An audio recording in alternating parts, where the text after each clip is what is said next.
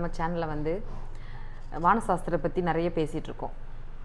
Sir, இந்த வானசாஸ்திரம் அப்படிங்கிறது இன்னைக்கு தோன்றினதா இல்லை பல்லாயிரம் ஆண்டுகளுக்கு முன்பு தோன்றப்பட்டதா சார்? அதோட ஒரு அதை பற்றி ஒரு நாலேஜ் வந்து மக்களிடம் இன்னுமே தெளிவாக இல்லை. ஏன்னா நிறைய பேருக்கு அது என்னன்னே தெரியல. ஏன்னா ஜோதிடம் இருக்குது, நிறைய விஷயங்கள் இருக்குது உலகத்தில், வேதம் அப்படி இப்படி நிறைய சாஸ்திரங்கள் நிறைய மக்களுக்கு தெரியுது. ஆனால் இந்த வான சாஸ்திரம் அப்படிங்கிறது எல்லாருமே ஒரு புது கான்செப்டாக வந்து பார்க்கப்படுது. ஸோ அதை பற்றின ஒரு கருத்துக்கள் அதை பற்றி சொல்கிறேன். வான சாஸ்திரம் அப்படிங்கிறது இன்னைக்கு சாஸ்திரம் தான் ஆரம்பத்தில் வந்தது. இப்போ அது ஜோதிடம் அப்படிங்கிற ஒரு இடத்துல கடைநிலைக்கு வந்து இருக்குது. ஆரம்ப காலத்தில் அது எப்படி இருந்ததுன்னா, மெசொப்பொத்தேமியாங்கிற தேசத்தில் தான் இது ஆரம்பத்தில் உருவாச்சு. அங்கிருந்தது எகிப்துக்கு போய், அங்கிருந்தது கிரேக்க நாடுகளுக்கு போய், அங்கிருந்து பெர்சியாவுக்கு வந்து, பெர்சியா நாட்டில் இருந்தால் அப்புறம் இந்தியாவுக்கு கடைசியாக வருது. ஏன் இதை எப்படி வச்சு கண்டுபிடிக்கிறாங்கன்னா, ஒவ்வொரு நாட்டில் தோன்றினதுடைய அது திரண்டு எல்லாத்தினுடைய திரட்சியும் வந்து ஒரு பக்கம் ஒதுங்குது. அப்போ இங்கே தான் தோன்றிச்சுன்னா இதில் உள்ள நீட்சியெல்லாம் எல்லா நாட்டிலையும் இருக்கணும். ஆனால் அங்கே உள்ள நீட்சி தான் இங்கே இருக்குது. அப்போ இது கடைசியாக இதுலேருந்து வருது. இந்தியாவில் இதை உருவாக்குனவங்க இந்தியாக்காரங்க இல்லை, வெளியிலேருந்து வந்தவங்க தான் அப்படிங்கிற ஒரு வரலாறு. அதாவது இந்த வானசாஸ்திரத்தை உருவாக்குனது வந்து இந்தியர்கள் இல்லை, இடம் இந்தியா, ஆளு இந்தியக்காரங்க இல்லை. ஓ, ஆனால் தோன்றப்பட்ட இடம் வந்து இந்தியா. ஓகே. ஆனால் தோற்றுனவங்க இந்தியர்கள் கிடையாது, நான் இந்தியன்ஸ் இல்லை, இந்தியர்கள் தான். ஆனால் அது எப்படின்னா, அகத்தியர் இங்கே வந்து உருவாக்குறாரு. அகத்தியர் வந்து இங்கே உருவாக்குறாரு. ஆனால் அவர் இந்த ஊருக்கு சொந்தக்காரர் கிடையாது. அவர் விந்திய மலையை தாண்டி இங்கே வர்றதுக்காக, பரமசிவனும் பார்வதிக்கும் கல்யாணத்துக்காக இங்கே அனுப்பி விடும்போது இங்கே வந்து தோற்றுவிக்கிறாங்க. ஆனால் அதுக்கு முந்தி பராசரர் அதை தோற்றுவித்தார். பராசரரும் அது வட இந்தியாவை சார்ந்தவங்க தான். ஆனால் வட இந்தியாவை சார்ந்தவங்கும்போது இதோடெல்லாம் கலந்து வர்றாங்க. அகத்தியரும் பராசரர் எல்லாருமே சேர்ந்து மிக்சிங்கில் வராங்க. மிக்சிங்கில் வரும்போது இதை கண்டுபிடிச்சி ஏற்கனவே இதில் பிஹெச்டி வரை வாங்கியிருக்காங்க. என்ன வாங்கியிருக்காங்கன்னா, இந்தியாவில் தான் தோன்றிச்சு, ஆனால் இந்த மனிதர்கள் இந்தியர்கள் இல்லை அப்படின்னு கண்டுபிடிச்சிருக்காங்க. அப்போது அது எங்கேருந்து இதை கொண்டு வந்தாங்க அப்படிங்கிறதெல்லாம் பார்த்தா, இதுக்கு ராசி சக்கரம் இதுதான் அதனுடைய அடையாளம்னு கொடுத்தது முதல்ல மெசொப்பொத்தேமியர்கள் தான் கொடுத்தது ஆரம்பத்தில். ரெண்டாவது இது உறுதி பண்ணப்பட்டது பெர்சியா, அசிரியாவில் உறுதி பண்ணப்பட்டு, இது சிம்மம், இது மேஷம், மேஷத்தினுடைய உருவம் இது ரிஷபம், ரிஷபத்தினுடைய உருவம் இப்படிங்கிறத கொடுத்தாங்க. இது எந்த காலகட்டம் சார், எந்த ஆண்டுன்னு சொல்ல முடியும்? இது எல்லாம் என்னன்னா கிமு 700, 800, 1000 வருஷம். ஆனால் கிமு 4000 வருஷம் அந்த காலகட்டத்தில், ஒரு 4000ல் ஒரு 3000 அந்த காலகட்டத்திலேயே இதை பற்றி உள்ள அறிவியல் பலமான அறிவியல் வந்துட்டு. ஆனால் அது என்ன ஆகுதுன்னா, ஒவ்வொரு இதாக தான் வந்து ஒவ்வொருதுன்னா, இப்போது இந்தியன் அஸ்ட்ராலஜியில் பார்த்தா நிறைய ஏகப்பட்ட விஷயங்கள் அதுக்குள்ளே கண்டுபிடிக்கப்பட்டிருக்கும். ஒரு விஷயம் கண்டுபிடிக்கிறதுக்கு இவ்வளோ நாள் ஆகும், ஒரு விஷயம் கண்டுபிடிக்க இவ்வளவு நாள் ஆகும் அப்படிங்கிற காலகட்டத்தை வச்சு பார்த்தா எல்லா நாடுகளில் கண்டுபிடிக்கப்பட்டது இதுக்குள்ளே இருக்கும். அதாவது எல்லா நாட்டிலையும் உள்ள தோற்றங்கள் வந்து இதுக்குள்ளே வந்து வந்திருக்கும். அப்போது இது கடைசியாக வந்ததுனால தான் எல்லாம் இதுக்குள்ளே வந்து கொஞ்சம் கொஞ்சமாக இந்த இடத்துல இது கண்டுபிடிக்கப்பட்டு, இது இந்த இடத்துல கண்டுபிடிக்கப்பட்டு, இது எந்த கட்டத்தில். ஏன்னா உதாரணமாக சொல்லணும்னா, 360 நாள் தான் மெசொப்பொத்தேமியாவில் கண்டுபிடிக்கப்பட்ட வருஷத்துக்கு. ஆனால் எகிப்துக்கு போகும்போது எகிப்தில் 365 நாள் கண்டுபிடிச்சாங்க. அப்போ அந்த சூரியன் கரெக்டாக வட்டமடித்து வர்றதுக்கு இருக்கும். இப்போவும் பஞ்சாங்கத்தை பார்த்தா வாக்கிய பஞ்சாங்கம் 360 நாள் தான் இருக்கும். திருக்கணித பஞ்சாங்கத்தை பார்த்தா 365 நாள் வரும். அப்போ 360 நாள், 365 நாள். இப்போ மாற்றம் வருது. அப்போ பெர்சியாவிலிருந்து அப்படி இந்தியா வழியாக இப்படி வருது. அங்கேருந்து அந்த நாட்டுக்கு போனதெல்லாம் அந்த வழியாக போகுது. அப்படி சுற்றி மறுபடியும் அது கிரேக்க நாட்டுக்கு வந்து அங்கேருந்து பெர்சியா வருது. இப்படி எல்லாம் சேர்ந்து ரெண்டும் ஒரு இடத்துல வந்து வருது அப்படின்னா அது இந்தியா தான். அப்போது எல்லா இடத்துல உள்ள நீட்சியாக வந்து இங்கே வந்து கொண்டு வந்திருக்காங்க. அப்போ இது இந்தியாவில் உருவாக்கப்பட்ட ஒரு விஷயம் கிடையாது. ஆக்சுவலாக வானசாஸ்திரங்கிறது வானத்தில் இருக்கிற எல்லா ஒளிகளையும் இத்தனை வகையான ஒளியாக பிரித்து, அது நட்சத்திரங்கள் இத்தனை வகைன்னு பிரித்து, அதுக்கு இது ஒவ்வொரு காலங்கள் கொடுத்து அதனுடைய திசா காலங்கள், திசைன்னா அதுதான் நம்மளை ஆட்சி செய்யும், அதுக்கு அண்டரில் நம்ம வந்துடும் அப்படிங்கிற ஒரு காலங்களை வகுத்து அந்த காலங்கள் ஒரு பிறந்த நட்சத்திரத்தில் இருந்து கொடுத்து பிறந்த நட்சத்திரத்திலேருந்து அவருக்கு இந்தந்த காலங்கள் வருது, இப்படி ஒவ்வொரு நட்சத்திரங்களாக ஒவ்வொரு காலங்களாக அவருக்கு கொடுத்து வச்சுருக்காங்க. இந்த காலங்களை மற்ற எந்த நாட்டிலையும் ஒரு மனுஷன் பிறந்ததுலேருந்து அவன் இந்த மாதிரி தான் நடப்பான், அவனுக்கு காலம் இப்படி வருது, காலச்சக்கரம் அவனுக்கு இந்த மாதிரி சுழற்சி செய்யுது அப்படிங்கிறது மற்ற நாடுகள்லாம் கிடையாது. இது சீன ஜோதிடத்துலேயும் கிடையாது, மற்ற நாடுகளில் இருக்கிற ஜோதிடங்கள்லாம் கிடையாது. இந்த வருஷம் பிறந்தவன் இந்த மாதிரி இருப்பான். அவனுக்கு ஒரு அதிக கிரகங்கள் நெருக்கத்தில் இருந்தால் அவன் டெம்பராக இருப்பான், கிரகங்கள் கொஞ்சம் அகலமாக இருந்தால் அவன் சாதுவாக இருப்பான், சமநிலையில் இருந்தால் நியூட்ராக இருப்பான்.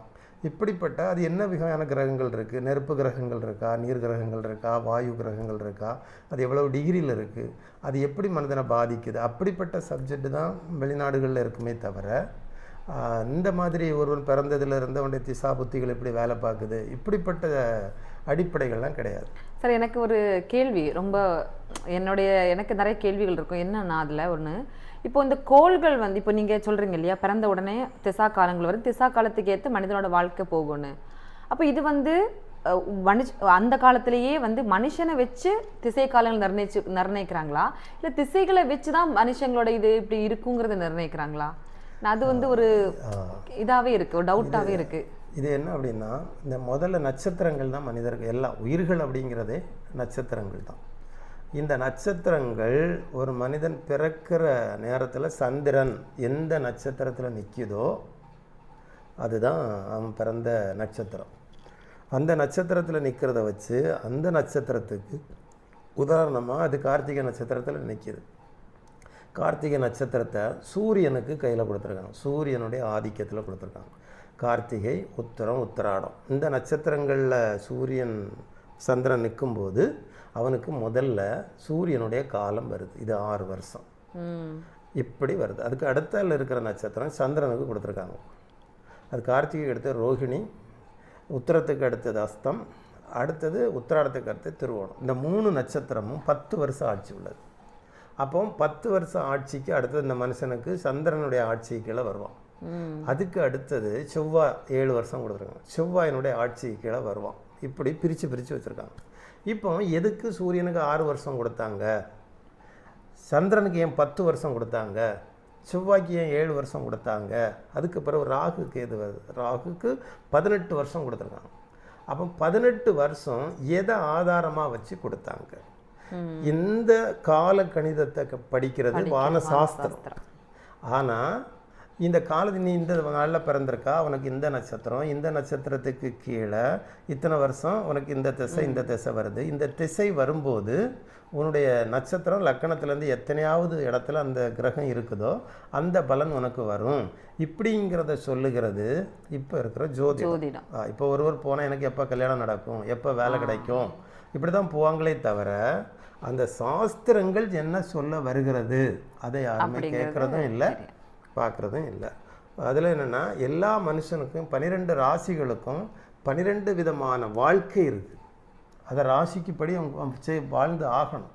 12 வாசல், பூமிக்கு இறங்குறதுக்கு 12 வாசல் இருக்குது.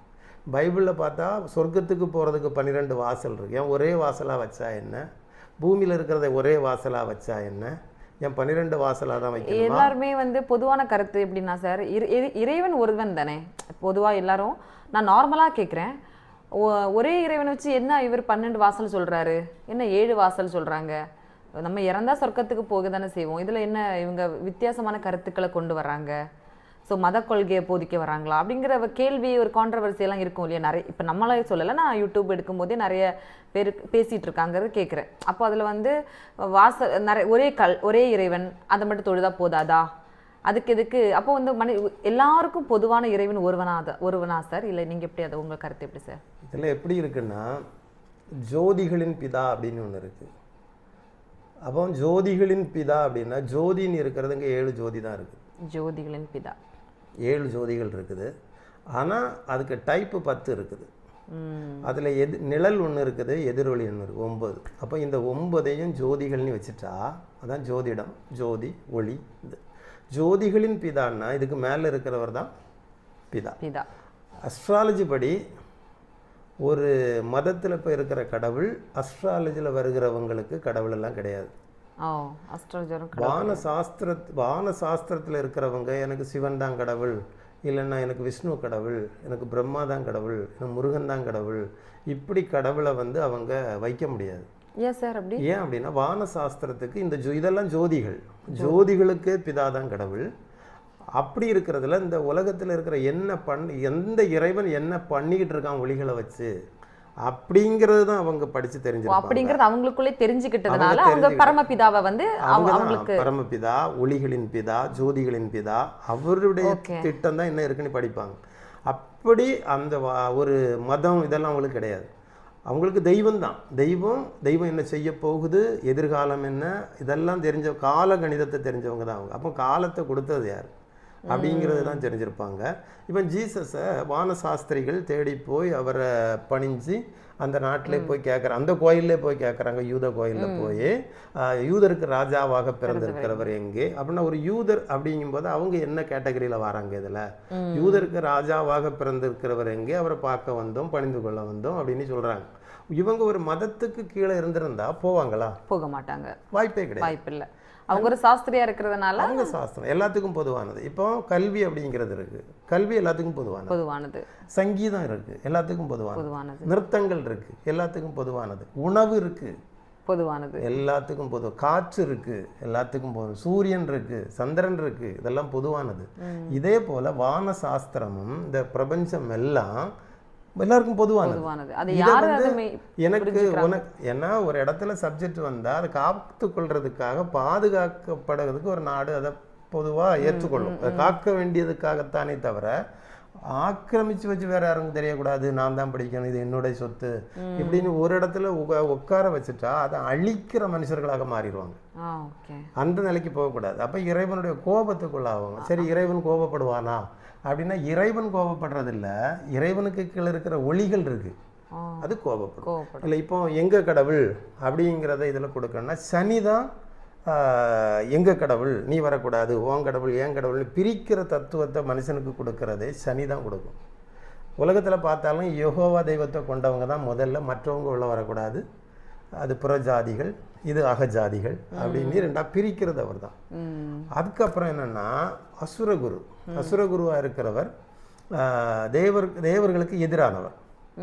அப்போ அவரும் என்ன சொல்லுவார்னா, எங்க கடவுள், எங்களுடைய கொள்கை அப்படிங்கிறத அவர் பிரித்து எடுப்பார்.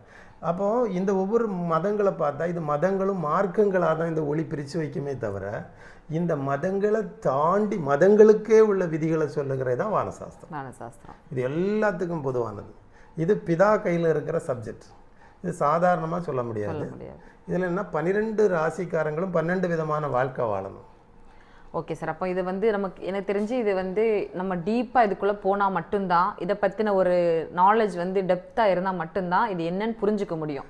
அப்படி புரிஞ்சுக்கலாம் இல்லையா? போக போக இதை பற்றி வானசாஸ்திர விதிகள் எப்படி வச்சிருக்கு, அதோட அது 12 ராசிகள் எப்படி அதை செயல்படுது, தெய்வங்களுக்கு என்ன வேலையை கொடுத்துருக்குங்கிறது எல்லாம் நம்ம தொடர்ச்சியாக நம்ம கண்டிப்பாக பேசலாம் சார். வணக்கம்.